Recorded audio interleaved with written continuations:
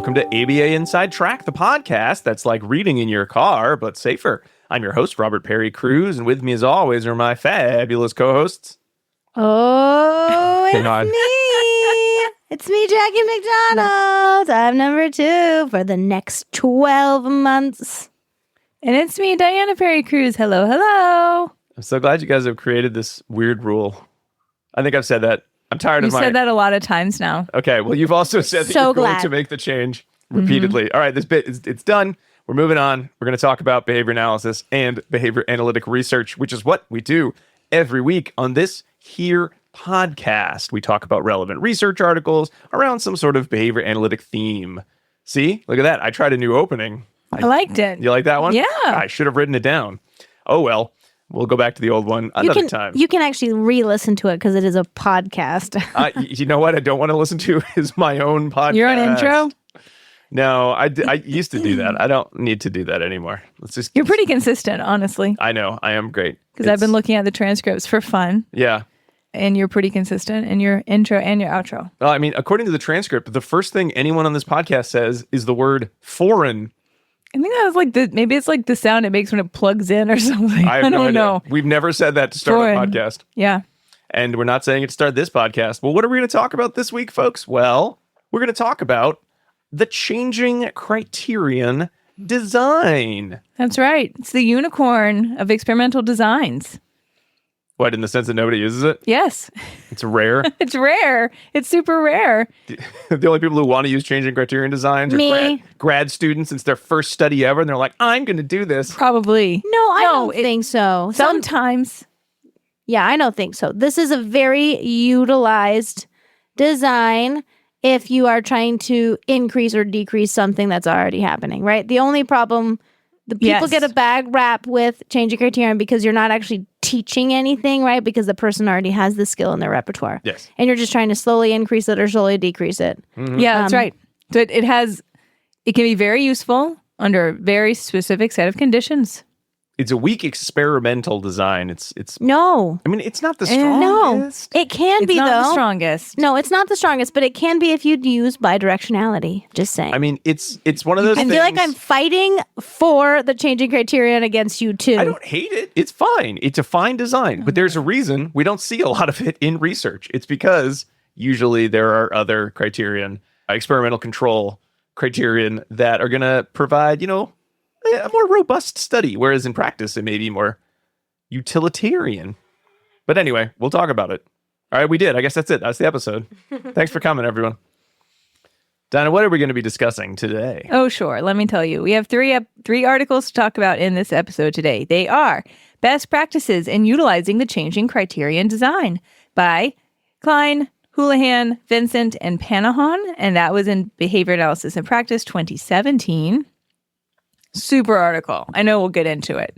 Really solid stuff. I think they oversell it a bit in the title. I, again, disagree with you. Best practices? No, I think it's great. That doesn't mean that... It is the best practice. They're saying, here's how you can use the changing criterion design. No, it's a very thorough article, but then there's not like this is the only way to do it. Because there's many ways that you can do it. There's many ways to do it. Okay. I love that article. Diane and I actually simultaneously both chose that. That's right, article. we did. I don't dislike the article. I just think if you're going to call something best practices, I want to read it and be like, oh my God, I will use these practices every day. And I think when you're like, here are a couple good practices, and here's some stuff that people do, use what feels right for you. That's not best practices. That's like strong practices or great practices. But best practices, try again, Klein et al. Best practices is like a phrase that you use when you're like, this is the best that we know. These are the current best practices. Mm. All right, well, here's what's probably not best practice is calling children obese and non-obese, but that's what's in the title of the next article, which is Effects of a Variable Ratio Reinforcement Schedule with Changing Criteria on Exercise in Obese and Non-Obese Boys. That was Luca and Holborn all the way back in 1992 in Java. I can say they did have an operational definition of what constitutes obese, and it was from the American Pediatric Association. Yes. So yes, I don't think it's the best term, but at least it is a medical term, and it was defined. Yeah. I'm just going to solely sit on these articles. Are you just going to be like antagonistic this it's a 30-year-old article, so they probably would name it something differently today. I agree. And then finally, using mnemonics, remote coaching, and the range-bound changing criterion design to teach college students with IDD to make employment decisions by Brady, Kearney, Downey, Torres, and McDougall. That was in Education and Training in Autism and Developmental Disabilities, 2022. All right. Yeah. Great. Well, let's get started by just doing a quick overview of what constitutes a changing criterion design. So for folks who have not used one, or it's been a while since you've read your Cooper book, changing criterion design is one of our kind of, 4 major experimental designs, at least according to Cooper et al.'s, textbook, in which we have stepwise marks and we manipulate some dimension of a single behavior that's already, like you said, Jackie, already in an individual's repertoire. So it's not exactly a new skill acquisition design. It's more of a improvement or deceleration of a behavior in the repertoire. Yeah. You use it if you've got gradual shifts towards like a goal. So again, you need to either make increases over time, like maybe it wouldn't be safe to make a huge increase. Like for example, if you're using change of criterion like a weightlifting program, you wouldn't be like, you only lift 10 pounds. What if you lifted 200 pounds because you'd hurt yourself? You want to go a little bit slower. Yeah. And you'd probably only exercise one more time. They'd be like, hooray, our reinforcement system worked. But then they broke their arm and said, I'll never exercise again. So not so good. Or if it's a behavior that is sort of resistant to change and you're not able to sort of make those, fabulous kind of withdrawal design changes of like behavior on, behavior off, and right. sort of more changing just some dimension of that behavior slowly over time. Now, the changing criterion design is one of those designs that I kind of love reading about the history in this article, because there's that sense of, and this is all from the Klein et al. Article, of it's sort of like the new kid on the block, like it only came around in the 70s. As opposed to all the other designs, which feel like they were in the Bible. They're so old and we can't ever change those designs. So we've got a book by Hall in 1971, and then a follow-up study by Weiss and Hall about reducing daily cigarette smoking was sort of the first use of changing criterion designs. But most people look at Hartman and Hall in 1976. So if you want to say, I'm using changing criterion design, you will put as your citation probably Hartman and Hall 1976. That's what you should do. I mean, well, if you're using like an original changing criterion design, we're talking about some more recent modifications to the changing criterion design in our examples. And it's sort of also referred to some sort of like Sidman design from the 60s. But at the end of the day, they described it as kind of like, it's like a multiple baseline design for shaping procedures, which is sort of true, though it's a little weird to say that because you can also use a changing criterion design within your multiple baseline design. So I don't know. It's like multiple baseline squared. So again, you want to accelerate or decelerate some dimension of a behavior. One of the challenges with changing criterion is, while it is a very useful design clinically, experimentally, you can really mess it up and sort of produce change that if you were, say, trying to publish, you're going to be told there's no experimental control here. You just did something. And your client might be happy, but you might not get your paper published. True. When you look at sort of the baseline logic, just like with any other study, you have to have a way to sort of do replication and prediction. And really what you're looking for is, when I have some sort of criterion, I want to see a change in some dimension of behavior. Could be rate, could be accuracy, could be magnitude. And you're sort of looking for this stable responding at each step so that you can make predictions. Like, see, I made a change in whatever my, independent variable is, and it showed this change in accuracy or rate or whatever dimension you're measuring. So it's really a pretty precise type of behavior or experimental control that you would need to have, because you're not just looking to change behavior in a direction, which is usually kind of like what we're going for, but actually having behavior adhere or cluster around a particular numeric criterion, which is much more difficult to do. Mm-hmm. And that's why I think it's a really great design, right? Because you have to follow, that if you don't see experimental control, it's because you haven't picked the correct steps. Yep. Mm-hmm. Yes. So it's not easy to pull this one off. And like you said, Rob, another like really important factor is that the behavior should already be within the person's repertoire, ideally, when you're starting this. And it's very often the case that this is going to be most successful if there is some level of rule following or understanding of those types of like numeric measures as well. Because if you're saying, hey, you do 5 problems, you get the reinforcer, and then tomorrow you need to do 7 problems, having that verbal component, that instruction following piece can really help behavior adhere to those criterion much more quickly. So within the design, if you want to strengthen your experimental control, you need to have lots of different sort of magnitudes of change. And while you usually are trying to either have those magnitudes of change go in one direction, you may also want to add what they call mini reversals. I like this. To differentiate from regular reversals, we're going to have mini reversals where you change your independent variable, you change some aspect of it so that you see either an acceleration or deceleration of the behavior. So example, when you're looking at your changing criterion graphs, you see your stepwise up, and then all of a sudden it goes back down. Yes. Which again, in clinical practice, most people would say, what the hell do you think you're doing? I want this to go up, up. And experimental control is usually not a reason people are excited. Oh, experimental control. I understand now. Thank you. You also want to change the length of phases. So some phases have to be longer than others. Again, you don't have to do this, but if you want to show experimental control, you need to sort of do all of these little steps to have any sort of chance of anyone saying, aha, I see your experimental control. Those mini reversals are also called bidirectionality. Just so. Well, that's what happened. That's what you're demonstrating. Right. But I just want to make sure that bidirectional criterion requirement. Because they say that on the BACB exam. So, and as students that are listening, they won't say mini reversals. It'll say demonstrate bidirectional. Jackie, I was told these are the best practices in the title. So it's mini reversal. You call the BACB and you complain and say, I want mini reversals on the task list. Get me Jim Carr. Jim, come on. What are you thinking? This article says best Get Jim on the horn. I know. For the next task list. Let's change that. Yeah. So if we're talking about baseline logic, right, then we're talking about prediction, verification, and replication. So by changing the length of the varied criterion levels, right? So maybe one is 3, and then the next one requires 5 sessions, let's say, at that particular criterion. Then in doing that, we're able to make predictions about behavior would continue at that particular criterion level if we weren't to make any additional changes. And then we verify that prediction by extending that session out. And then each time that we're changing the criterion level, the first time is the initial demonstration. And then after that, we're replicating that. But by doing so in the reverse direction, that is a mini reversal. Using that bidirectional criterion, that is a further strengthening of our demonstration of replication because it goes against the sort of the expected continued increase, right? And as you change the magnitude, if you sort of make some like smaller jumps, maybe one slightly larger jump, if you see that stable responding around the new criterion, so the sort of, the dependent variable points are sort of on your new changed criterion line, that is another way to demonstrate a strengthening. There are 2 variations on the changing criterion design, both by McDougall.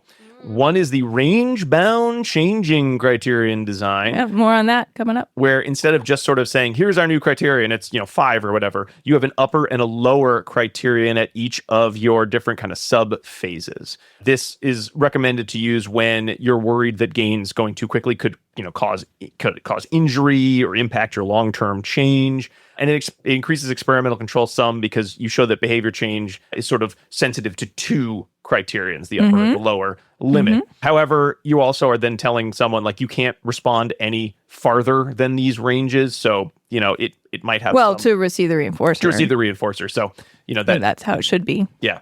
And then they also describe a second one, the distributed criterion design, which I'm just going to kind of quote this because the article didn't care too much to describe this beyond this paragraph. You can manipulate one behavior across interdependent but discrete contexts or interdependent behaviors in one context. It's sort of seen as maybe like a behavior, you'd use it in a maybe behavior management program, but the authors then say this design is weak and they don't want to talk about it anymore. So we won't talk about it anymore as well because it's apparently not a best practice. It's a worse and we'll practice. Leave it at that. Or a mediocre practice, maybe not worse. The range-bound changing criterion design, I did like that. And again, like you said, Diana, one of our explanation or example articles will use the range-bound criterion. Yeah.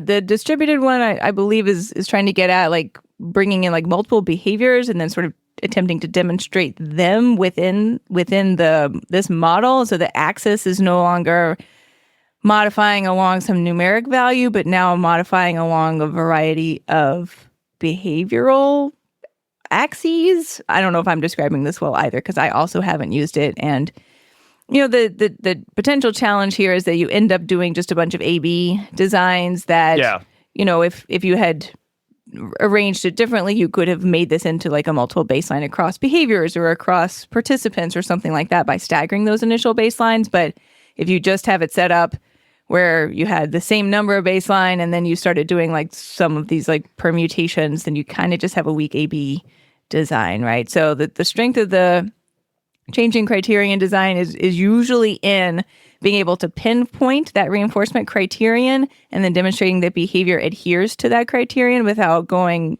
very much below or over that. But another key point here that you kind of brought up is that there has to be the opportunity for the individual to respond in some free operant manner such that they could respond above or below the set criterion. Because if it's you don't just stop, you're like, oh, you met it, bye. You Yeah. don't do that, right? Yeah. You have to give them the opportunity. right, you don't like rip away the worksheet when 5 are done, because then all that's happened is you've taken away the opportunity for additional responding versus showing that their behavior is contingent upon the particular reinforcement criterion that's in place or responding to that criterion, I should say. So that's, I think, a really important point of the CCD, and sometimes that can not fully be present, and that would demonstrate to me a weaker representation of the CCD. Yeah.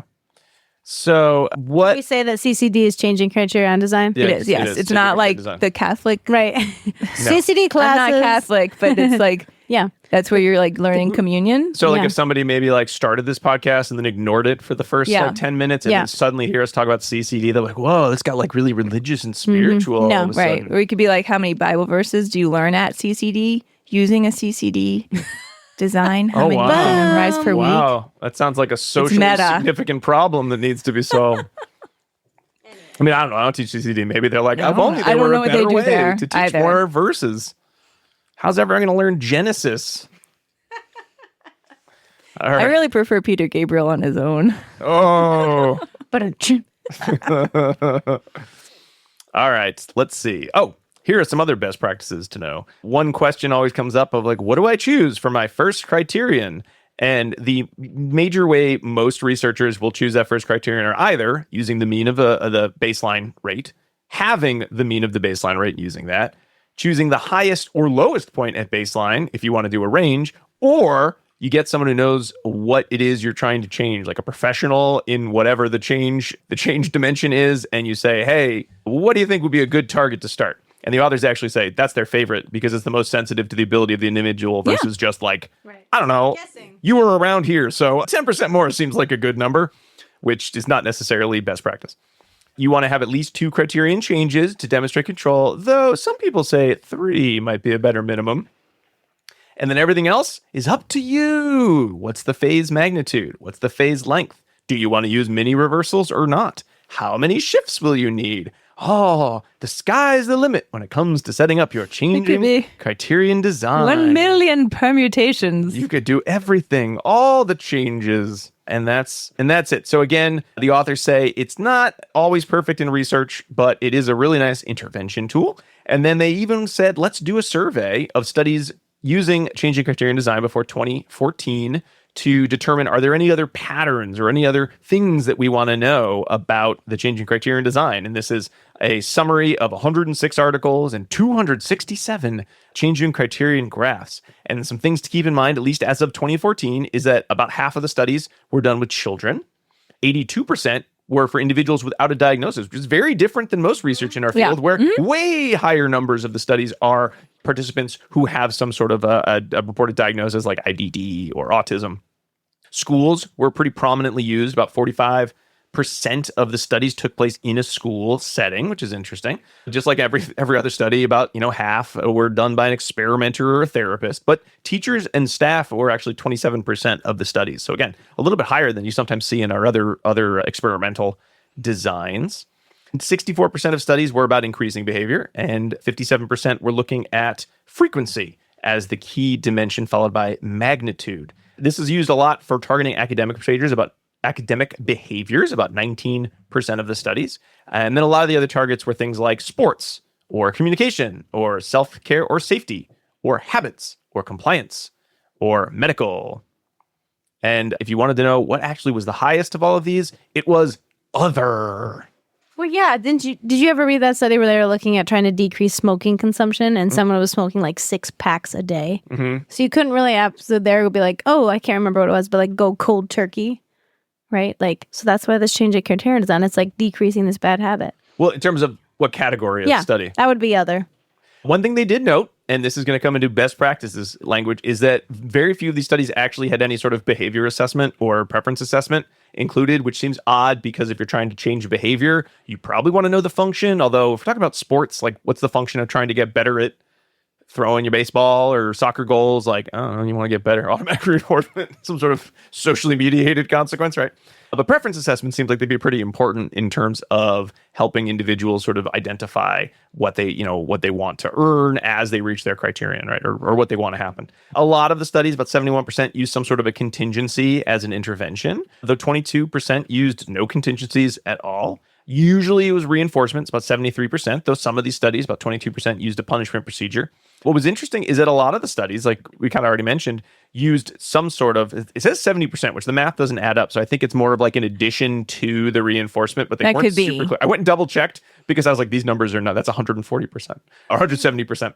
But they use some sort of non-reinforcement or non-punishment strategy like feedback or modeling or prompting or self-monitoring or some sort of like a contract. So there are a good number of these studies that did not use, what we'd think of as just contingency management. They used other strategies. About 10% used this CCD as their shaping procedure.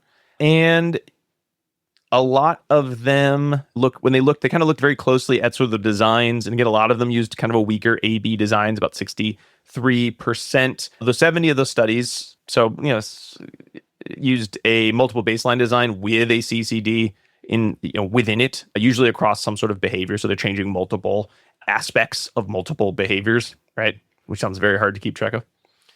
And 63% of the studies did not do any kind of reversal, whether a regular reversal or a mini reversal, which they were not happy about. Yeah, I know. That's the authors issue. Not happy about. I also have issue. Yeah. And what percentage above baseline were used? It's like all over the place. It's like kind of averaged out in a lot of ways. It's like 9% used a 5% above or below baseline. 11% used a 5 to 15. 21% used 15 to 35. 21% used 35 to 100%. 35% of the studies actually went 100% over the mean of baseline as their first criterion.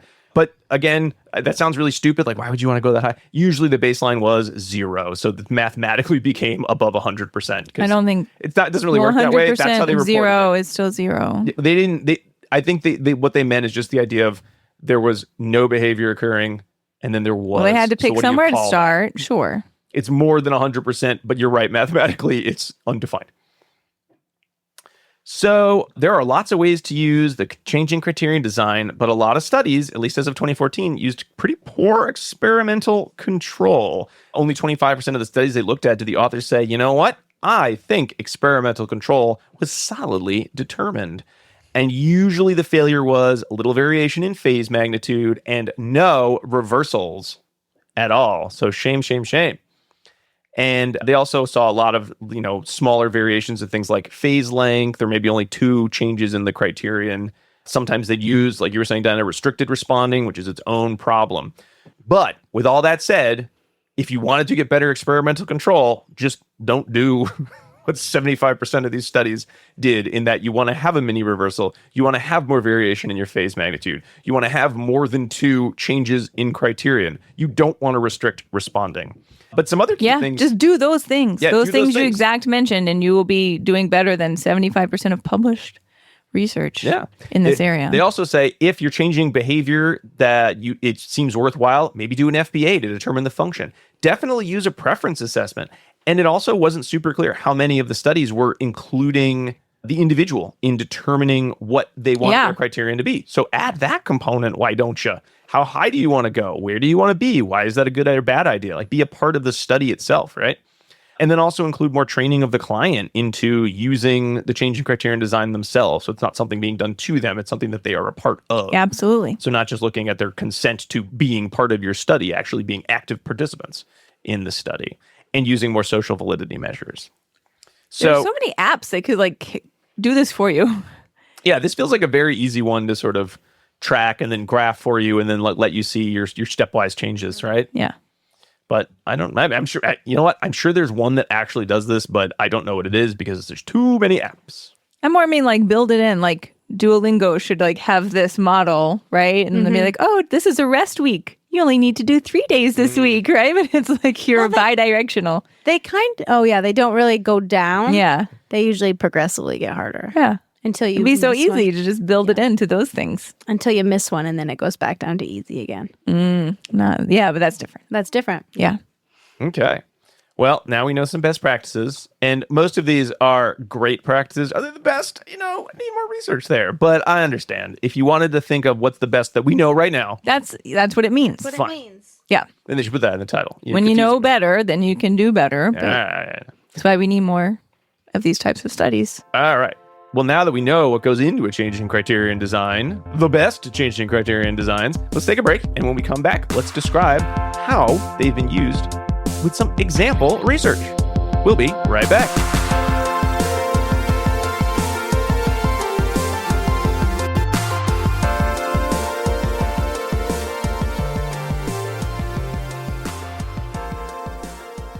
Hi. Do you want to be a BCBA, also known as a board certified behavior analyst? Sure, we all do. Now you can come to Regis College in Weston, Massachusetts to get your graduate degree just minutes outside of Boston. Choose from any one of these courses. Masters of Science in Applied Behavior Analysis. Masters of Science in Special Education, dual degree in Special Ed and ABA. Or be eligible for your postmaster certificate. You can complete your degree and be ready to sit for the exam in 2 years. And our 2022 graduates had a 92% pass rate on the BACB exam. Come enjoy approved fieldwork placements, ethics mini handbooks, PhD levels professors, small class sizes, and a service trip to Iceland if interested. And don't forget, our program is accredited by the Association of Behavior Analysis International, or ABAI, as a Tier 1 master's degree program. Don't delay. Supplies are limited. Learn more at regiscollege.edu. Again, that's www.regiscollege.edu. regiscollege.edu. One more time, www.regiscollege.edu. See you there. Bye.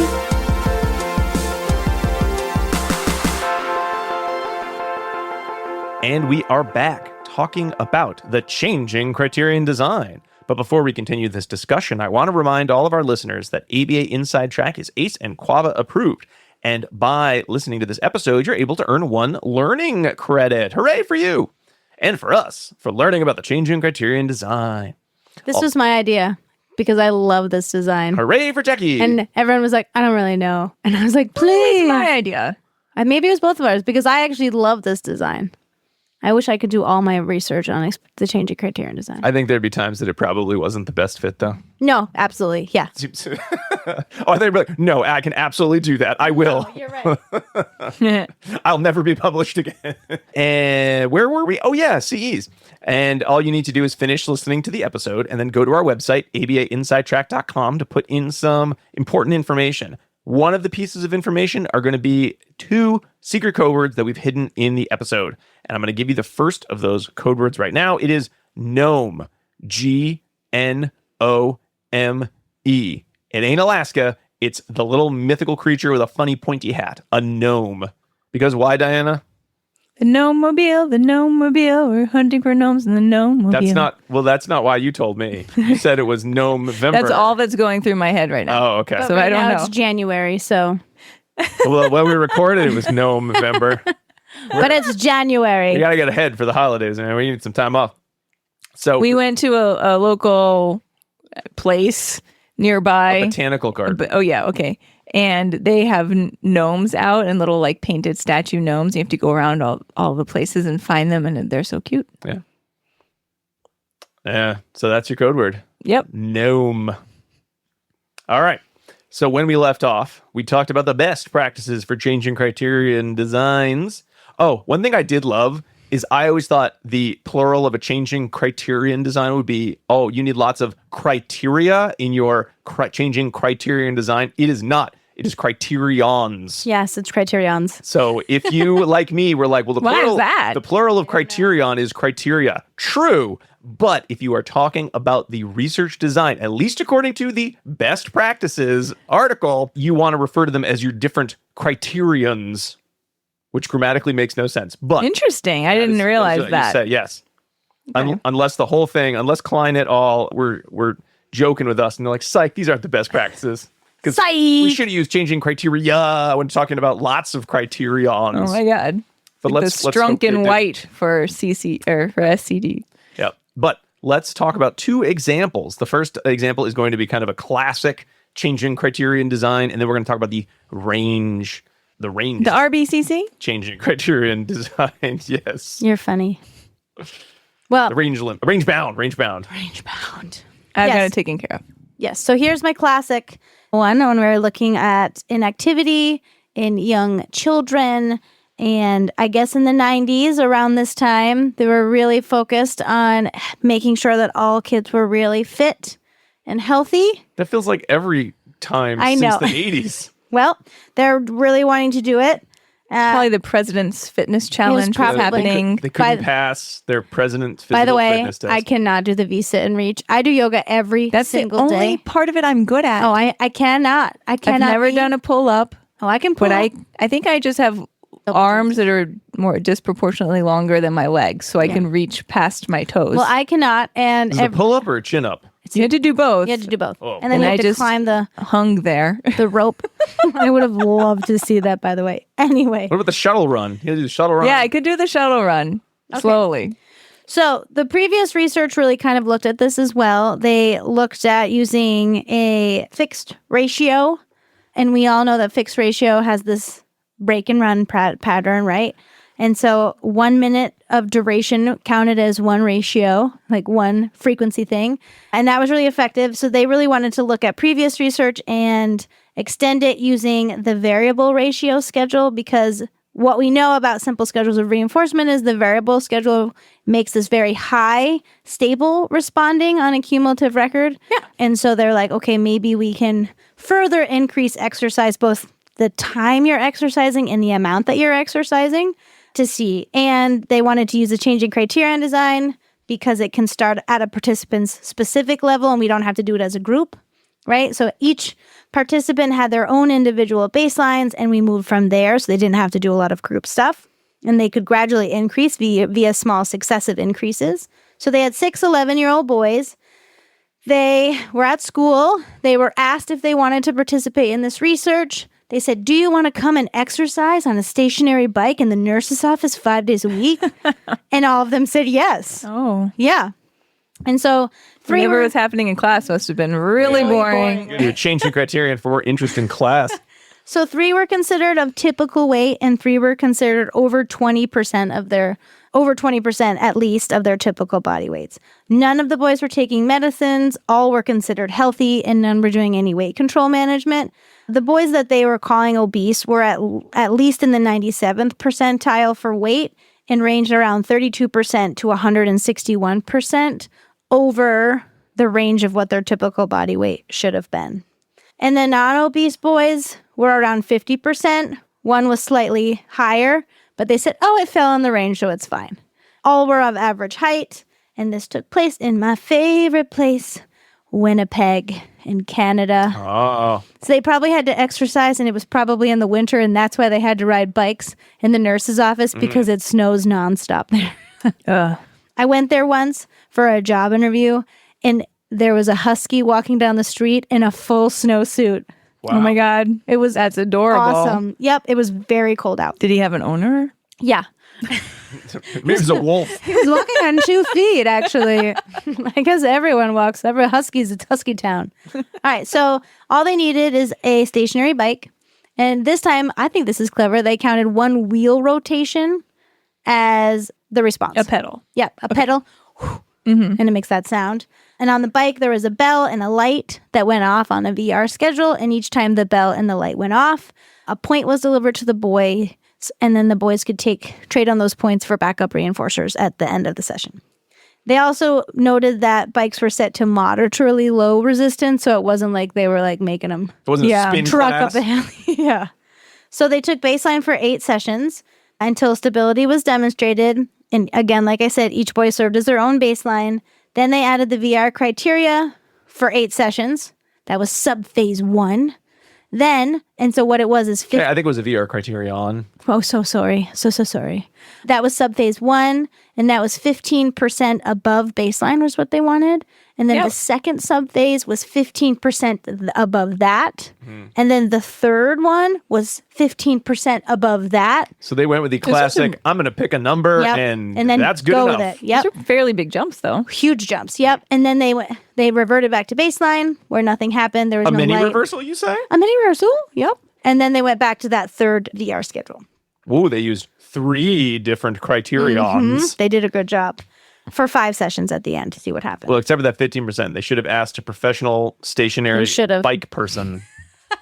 Hi. That's- I'm an expert in stationary cycling. They didn't have those in the 90s, I guess. So, I bet they did. Why wouldn't they? That's like peak That was stationary bike time. Jane Fonda jazz. I was just going to say. Yeah. Jane Richard Fonda. Simmons. Oh, Your yeah. put on your leggings, then put on your swimsuit, then put on your belt, Yeah. And then get your hair. Your headband. then put on your leg bands, your warmers, wristbands. Yeah, you so that need all don't of this. sweat. and your Reeboks. There we go. Okay. So here's the point here is that all the boys went in individually and they could exercise as long as they liked. So they could get off at any time, which is nice when you think about ascent, because I know we just talked about ascent. So I was thinking about that. Yes. Or until 30 minutes at a lap because they can't just ride bikes all day. No. Much to their sadness, Right. because the boys did ask to ride more. And that was one of their subjective Limited measurements responding. of social validity, is that the boys were like, can we invite our friends and can we ride more for more points? So that was What fun. did they trade the points in for? Toys. Okay. They actually did a reinforcer assessment here. So I'll tell you about Oh, that. there we go. That's a best practice. Yeah. So prior to the first session, again, the child were asked if they wanted to exercise, and then they did. So they had a reinforcer survey that each of the boys took for backup reinforcers, and they took the top 10 were chosen. Higher preference items were used for higher ratio requirements, and they were like typical toys, right? So they brought a whole like bunch of 10 toys, they laid them out, and they just had to earn points for those toys. Yeah. So that's all they really did. And it worked for the most part, right? All 6 boys had 6 boys had very low rates of baseline, responding in baseline. And then when the VR schedule, most of them conformed to the schedule, except for one boy went a bit higher. Well, they all kind of went a little bit higher. That's that first criterion. They all were A little bit higher. I mean, it but wasn't like crazy high. Well, there was that one who was almost making like exponential growth for a Right. little bit, or like reverse exponential growth. right. And this is they're looking at mean revolutions per minute, so it's like the response per minute. But then when you see the increase, each of the 3 VR increases, the data conform to that. So each time that they increase the response requirement, the boys followed on suit, right? And they did a great job. When they returned to baseline, you saw behavior decrease. Oh, and I misspoke. I said it was a mini reversal. This was just a reversal. It Yeah, was a just a- back to baseline. Back to Yeah. baseline. And then when they went back to the third VR, everyone conformed back to where their schedule was. For the most part, there was more increases above the criterion than there were decreases. I wonder how hard it was to know at the time how close you were to the criterion level. I don't think you didn't. Because it's like and it's a mean revolutions across the entire session. Yeah, so I don't Right? think they know. Like- so I think They just were getting. That's They why knew the they were getting. VR That points, might have so they been why weren't. it was more variable than you wanted. Yeah. Because there was probably a little bit of guesswork involved there Right. for them to know if am I actually going fast enough. Right, or not. Or maybe it was reported to them differently based on like what was available on for the them. screens. It was like Yeah. these There are was like no the screens. old there was no It's just screen. the light. old kind of Yeah, it's just the bike. light and the sound. They just knew nothing. they were getting Nothing. points. Yeah, they just knew they were getting And all they points. would know is I am getting points. I'm doing points. And then they would just bike until So the experimenter was giving out the points as it went. no, they had a bell A bell and and a a light. light. A bell and a light. My lord. So each time the bell and light went off, they got a point tally. But how is the bell going off? because it's on a variable ratio schedule of a revolution of the bike. Okay. Right? So let's say Some sort of I've read the study multiple electromechanical- times and still never really fully understood. Okay, here. So here we go. How about this? So they set it up So, like maybe the third revolution, the bell would pop up, right? Then the sixth revolution, the bell would pop up. It was predetermined. The experimenter programmed the bell light to the revolutions prior to the kids coming in. I'm sure it was some sort of a circuit board situation. Yeah, they explained it. Okay. But it was... Okay, great. Yes. And then the other thing that I found interesting was their other figure where they looked at how much people were exercising. And this actually, I feel like this second graph is great clinically, but it kind of undermines the changing criterion design. Yeah, totally. Right? Because it is, oh, look, after we put reinforcement in, everybody exercised to 30 minutes and wanted to do more. But, right, we talked about best practice and you have to keep going. Yeah, there's a ceiling effect here. So this kind of undermines their last graph a little bit. Yeah. But everyone was That's happy. okay. Yeah. I think that's fine. It is fine, right? That wasn't the main criterion. No. Everyone was happy with the results and everyone exercised the same at the end, no matter what boy you were. So that's great. Boys asked if their friends could participate because they found it fun. They asked if they could bicycle longer. And then they were like, the participants were like, all the boys actually convinced their parents to buy them bikes now because now they like biking. Yeah, kudos to the editor of this one for allowing what is like one of the sweetest little like epilogues in the discussion of like Right? one boy's parents said he Peter. finally loved going outside, Yes. playing, and he loves playing now, and they never thought it could be true for that. It was really nice. Yeah, Peter. He went from a size 36 to a size 32. Everyone said he was unrecognizable, shy boy before, now very happy. The principal even said he made a dramatic change. Yep. He's doing better in nice. school. He's swimming. Yep. He's doing like other activities. So, they all participated in a track and field event at school, and they all did well. One did really well and went to the state championships. Yeah. And the parent, the discussion was very heartfelt. my But I don't think any of them played hockey after, so Winnipeg would consider this a failure. Yeah, of a they really study. absolutely would. No hockey stars. Because then it was summer vacation. There's no excuse when you play hockey in Canada. And then the funny thing, It's a four-season sport. right? They said future research should look at girls because we have not. Right. Yeah. It's like 51% of the only population. boys. Only So- boys like bikes. Yeah. There you go. But I like the study not because it talks about I like these boys the and girls, study. but the design It is seems well thought of. unnecessary Yes. to break it down by obese and non-obese. I agree. The results are They not don't change. You broken could have down. just said increasing bike You don't riding need it. in You're right. boys. You're right. Yes, That's true. You don't need it at all. You don't It need doesn't it. matter. And then the way that they named the boys also, I find upsetting. Oh, I didn't we think I don't even have noticed. to get into it. Okay, I didn't think I even noticed. What? There was there was a theme? Yes. I didn't So notice the theme. non-obese boys are all start with an S, and the obese boys all start with a P. And I Okay. feel like it's like skinny versus some other. Pounds?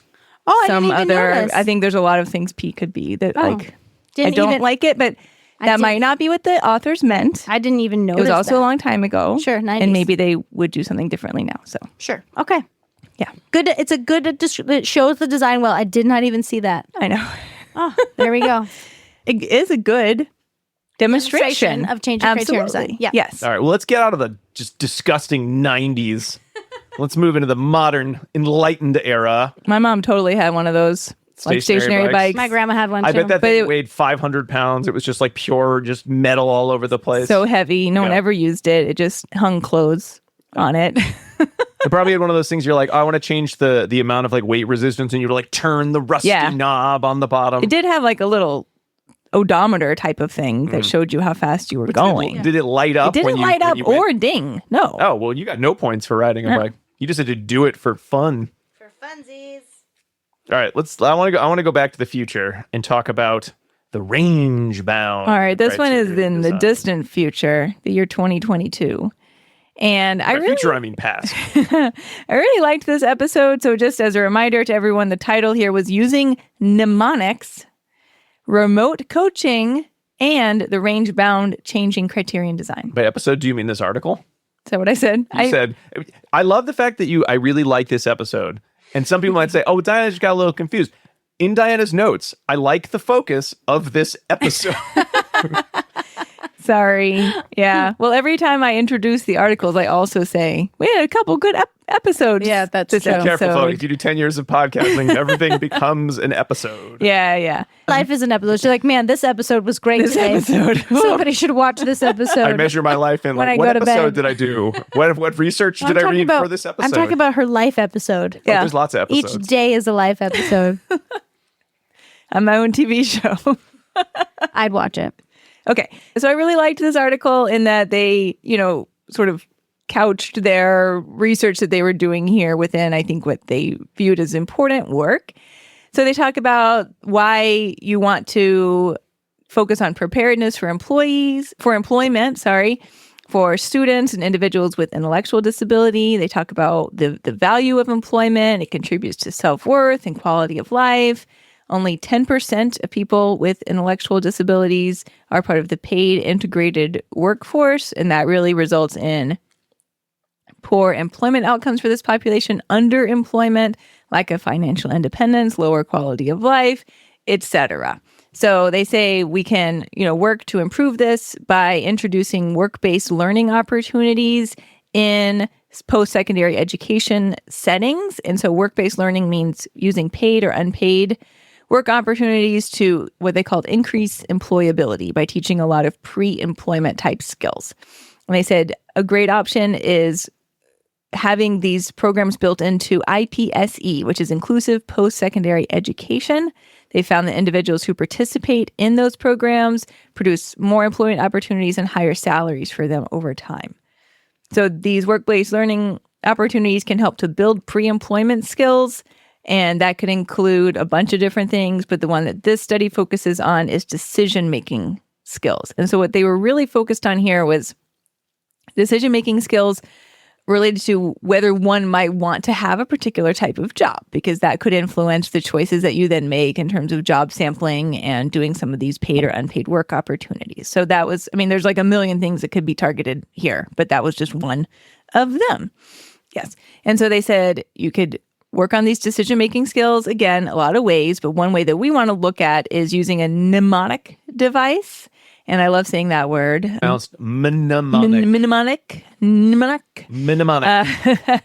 And they said there's evidence for this in the past. And a mnemonic device is just a way to remember something. Mm-hmm. So like my very educated mother just served us 9 pizzas, except now it's just nachos. Oh, okay. Which is no Pluto anymore. Mm-hmm. Right? Or like the Great Lakes are homes. You can remember them that way.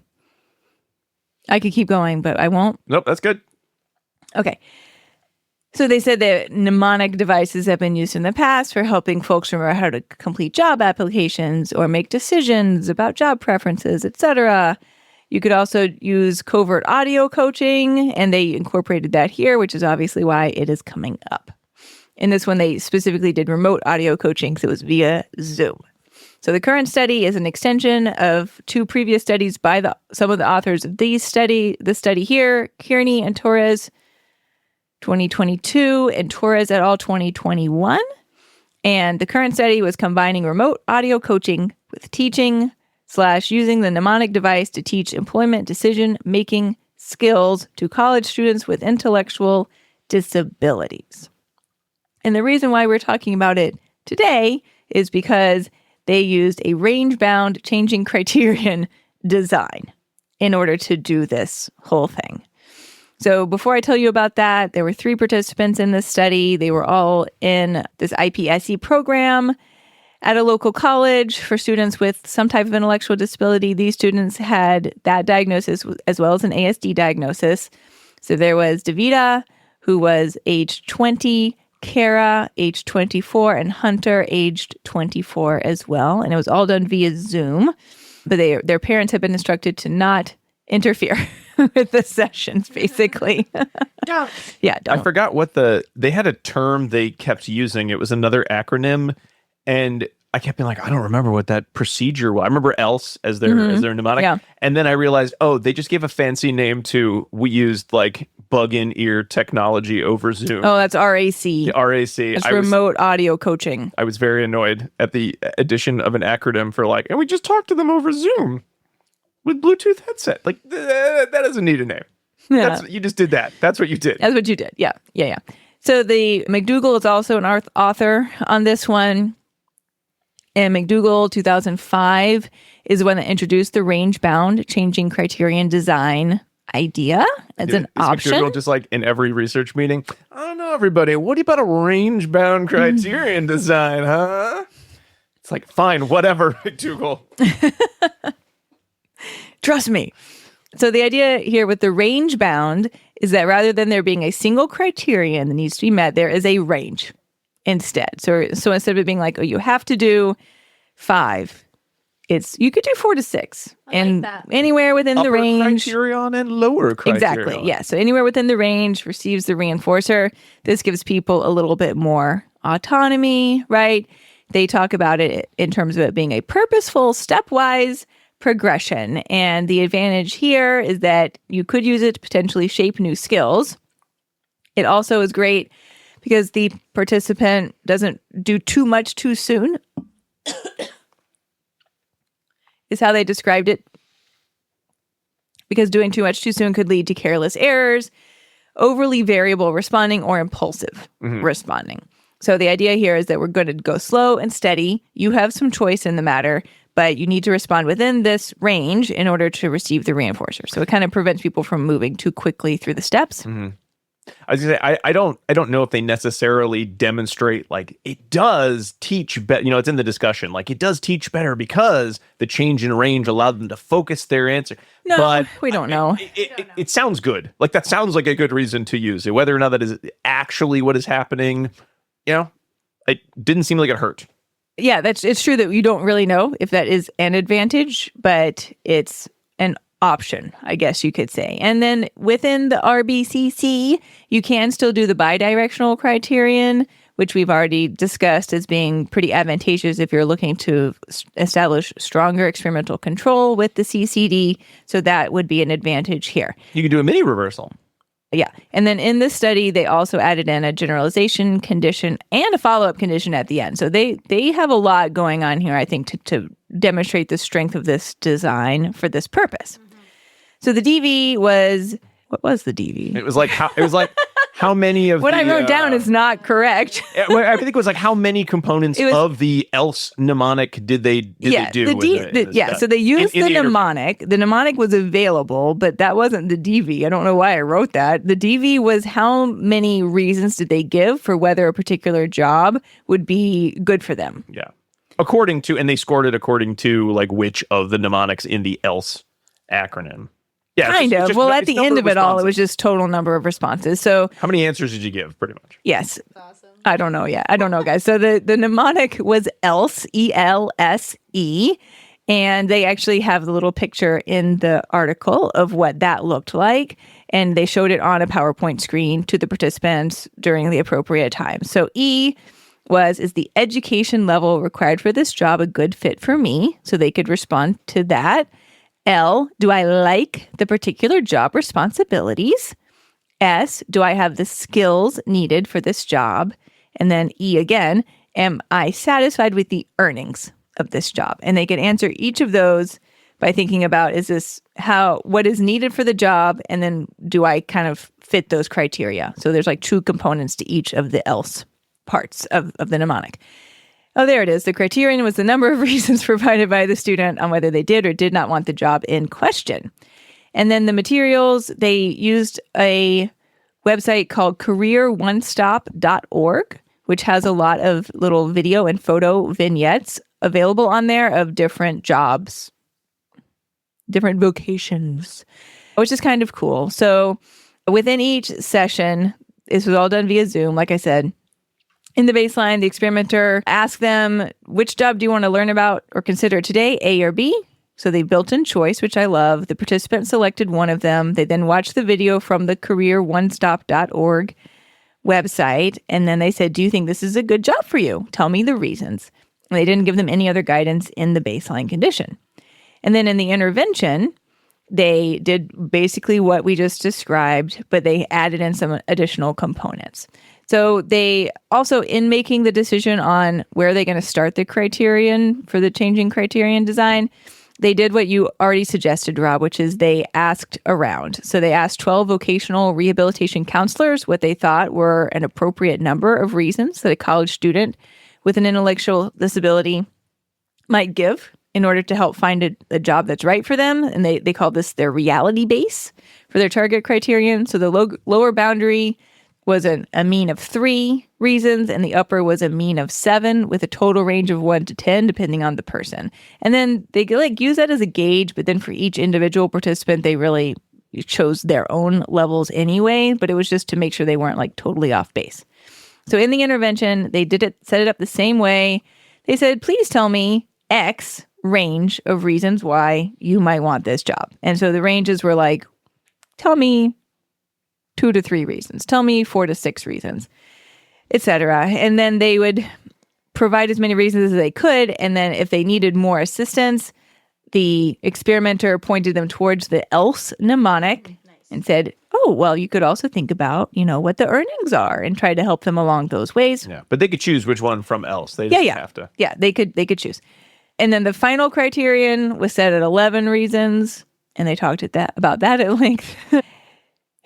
In phases 2 and 3, they went on to have a few more in the range each time, and then phase 4 required a lower range. So they did do the bidirectional criterion here. Mini reverse. Yeah, that too. And then the only thing that I was as they said, the session ended after the student provided the requested number of reasons. So did they totally shut it down at that point? Or did they say maybe is there anything else, or did they have the student say, I'm all done saying reasons? If they had just had one of those phrases in there, I would be I would feel satisfied that they didn't remove the opportunity to respond further. But as it's written, I actually can't quite tell. So maybe they did, and that part just didn't get included. If they said anything else, so that's a prompt. Maybe you should say one more. If they say, that's enough, this interview is over, that's what an interview really would end. You have some sort of response restriction in an actual interview, but you're right, they could they just keep going? So, it's a little bit of a weakening of the design. But again, the purpose of this is to have them do better job interviews, not necessarily just to have the strongest experimental design. And they did use a mini reversal. They absolutely did criterions. They varied the length of the phases as well. So they did all those things awesomely. And then they also, like I said, had a generalization and a follow-up. So the generalization was with a job coach, so not the experimenter. They did those throughout and looked to see when there weren't any of these additional range-bound criteria in place, what did the individual do? They lined up pretty closely, actually, with the actual data. And then they did a follow-up at the end later on. The follow-up levels were a little bit lower, but again, the criteria weren't in place, and they were much higher than baseline. So in that sense, they achieved their goal. And some of the final targets were higher than the job coaches had suggested they go. Yeah. No, it was starkly different from the beginning. And then they also did a percentage of conforming data analysis. This was another acronym. The PCD, that was in there. That was from McDougall et al. 2006. Jeez, McDougall's just throwing all this stuff in Guys their killing article. it, yeah. Great about that. And this looked great as well. So looking to see how far off of the criteria were they. McDougall, stop trying to make fetch happen. He made it happen. I believe it's a man. So it looked good. It was 100% for the intervention and then 67% for the generalization. Because there was some variability, but you would, I don't feel like that's an issue like you would expect there to be. And follow along the ranges. I know. I did. Yeah. Only one one or data two. point, Yeah. maybe 2 if you count generalization outside of those ranges is nice. I love the range, actually. It gives you I know. It gives you I will use it. It gives you a hot place, you I know. I like the range Yeah. as well. Yeah. We're teasing McDougall a little, but we do love this range Hot range. bound criterion design. Yes. And the author of this study is Brady, just to make sure. Yes. Giving Brady at all the credit here as well. Don't want anything to be misconstrued there. Everyone did social validity. The participants, the VR counselors, everybody loved it. And that might be all I need to tell you about this study. It's a great example of using the range bound criterion design for a really socially significant behavior. I love the Yeah, it's cool. The graph is cool to job look at. interview skill coaching. Yeah. Unfortunately, all of these skills are pointless now because you're supposed to just write your information into ChatGPT to send it off to a business where they use ChatGPT to not give anybody a job. Unfortunately, that's the new way to do job interviews. Sad. Oh, Rob, we're all so tired. Trenchant commentary from Rob over here. Oh, well. But back in the old days, before ChatGPT, Okay. this was great. 2022, the last time you would actually talk to a human about why you thought you'd be a good fit for a job. I'm getting a face. All right. Well, thanks, Dan. Well, that's You it. bet. Let's move into the dissemination station. Oh, well, I got to grind the gears of the train a little more over here with this AI commentary. My AI Type 5. I guess, what did we learn about the changing criterion design? That it's useful. Let's do a little more than just it's useful. I think it's useful, and that I think we all love the range more than just the arbitrary Range bound versus the range bound versus the arbitrary percentage wise, so that it gives you more of set boundaries of when it's appropriate versus when it's not, right? So I think that we like that. Yeah. Well, you still, even with the range bound though, you still have to decide: are you increasing, decreasing by 100%. Yeah, or with professional guidance, Right, but you still have that range where if it falls anywhere in that range, you're good. Yeah. Whereas if you don't have the range, you're like, it needs to fall exactly on this criterion. And like, well, what's acceptable? 3 above, 4 below? You don't really know. 5 below, wink, wink, everyone. What? It's a store. Oh, I know. You made it sound sexy. Oh, I didn't mean to. I just actually you should see what you can get for $5. Wow. this is the first year I've ever been to 5 Below, and I was like, wowed. So it's a fun store. It's a great store. Fun little store. I think the other thing that we came about is that we need more research, actually, right?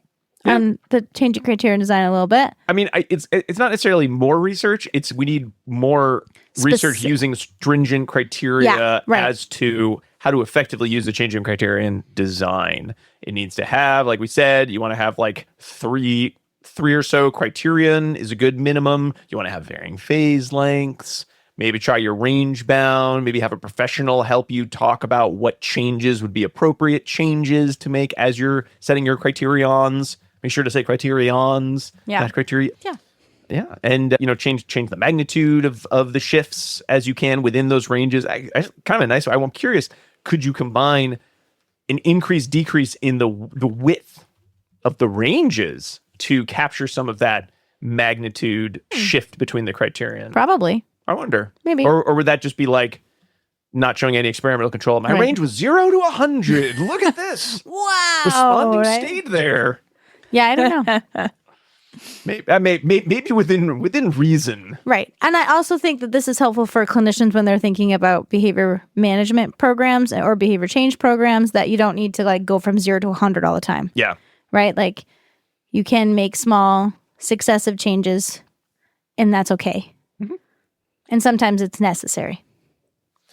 Well, let's hope that folks start using a little bit more changing criterion now that they have a better sense of some of the limitations that they themselves can control for to make a better design.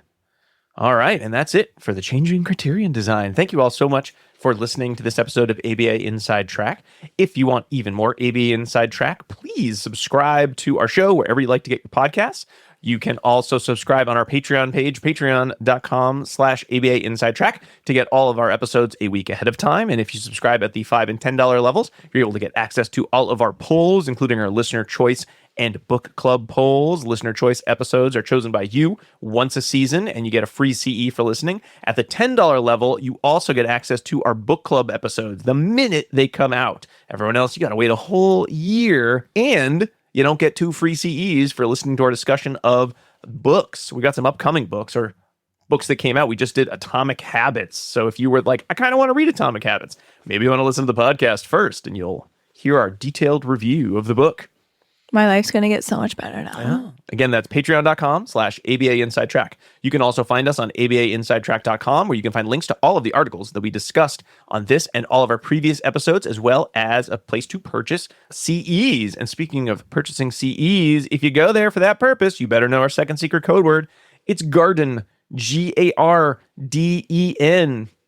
Whether it's a secret garden or a garden that everyone can find, you just need to know it's a garden. Soundgarden. Could be a sound garden. Yeah. Do I get to do pairings or no? Oh, yeah. I forgot about pairing. Sorry. Okay, great. Sorry about that. That's okay. It's not in the notes, so I didn't see it. It is. Oh. It is now. It was not there when I looked. It's time for pairings. Pairings is the part of the show where I tell you about past episodes you might want to check out if you thought this one was interesting. I changed the criterion for where the secret code word went. Okay. It's range bound. It could be before or after pairings. You got to tell me ahead of time if you want my behavior to conform. Here you go. You could listen to episode 111, Behavior Analytic Language, episode 113, Visual Inspection of Data, episode 146, Elopement with Dr. Megan Boyle. And the reason is because that is an excellent example of a changing criterion design. We just didn't talk about it today because we talked about it then. I meant to say that sooner. Episode 239, Behavioral Instruction with Dr. Kendra Guinness, because we talk about teaching graphing skills. And then episode 256, Acceleration Charts Explained with Jared Van. Yeah, check out any of those. And then I also like to recommend a snack to go with this episode. The snack today is chai lattes and cigarettes. My favorite. Because I know. You know why? Because the example in like some of our classes is Jackie's decreasing her number of chai lattes per week. Which was true, actually.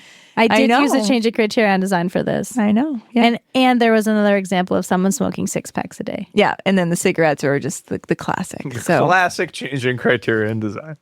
All right. And that was pairings. Please enjoy. That they made you do in grad school. Remember that time you had to decrease smoking? First you had to take up smoking, then decrease it. Yeah. There's a change of criterion increase and then a decrease. Gross. You just do a real reversal at the end. Anyway, thanks so much for listening to ABA Inside Track. We already did all our plug information in the wrong. We did that. It's range bound. It's range bound, you see? But, a couple I think all we got to say is some last big thanks to Dr. Jim Carr for our intro, outro music, Kyle Sturry for our interstitial music, and Dan Thabit of the Podcast Doctors for his amazing editing work. Perhaps he'll edit pairings to go after the other section. Who knows? Then this plug won't make any sense, but he doesn't need to. Wherever it goes, there fine. it is. We'll be back next week with another fun-filled episode. But until then, keep responding. Bye. bye. Bye-bye.